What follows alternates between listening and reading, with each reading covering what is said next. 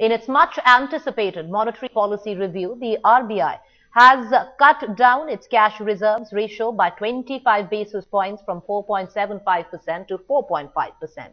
The RBI's cut means around 17,500 crore rupees has been freed up for the economy, which adds more muscle to the lending power of the banks. However, it does translate into very little for the Aam Aadmi as key rates such as repo rate remains unchanged. And for more on this, let's cut across to our studio. We have noted economist Mr. B.B. Bhattacharya with us there. Mr. Bhattacharya, coming to you on this. Now, some amount of festive cheer is coming in with, of course, the CRR being cut. Well, those who expected that the interest rate to be cut must have been disappointed, but they should have noted that yesterday itself RBI in a statement have said inflationary expectation is in fact higher than what they thought of last time. So the best thing they could do was to cut the CRR by 25 basis points, which means, as you said, about 17,500 crores extra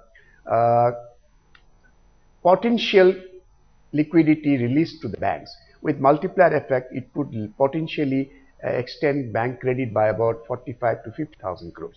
That's, I said, potential because it depends on the demand. If people want, they will.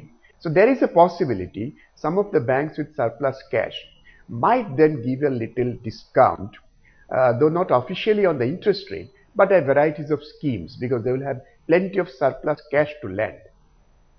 Stay on with us, Mr. Bhattacharya, because let's once again play in on what the RBI governor said a short while back. Let's listen in to D. Subbarao.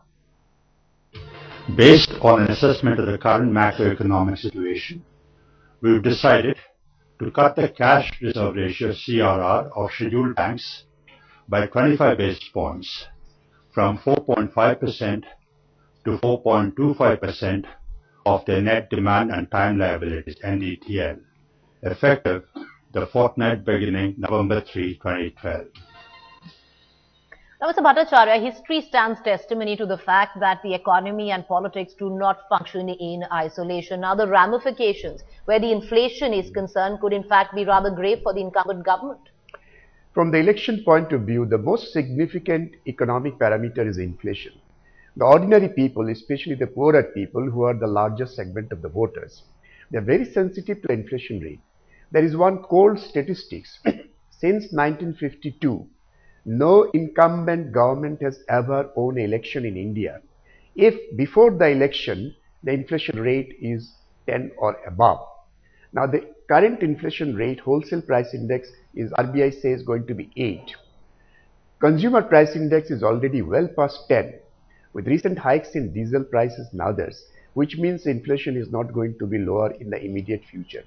That's a bad news for the government because they can't have an election unless they can bring it down to a more moderate level. So the politics in this respect will be more dependent on the economic policy rather than the other way.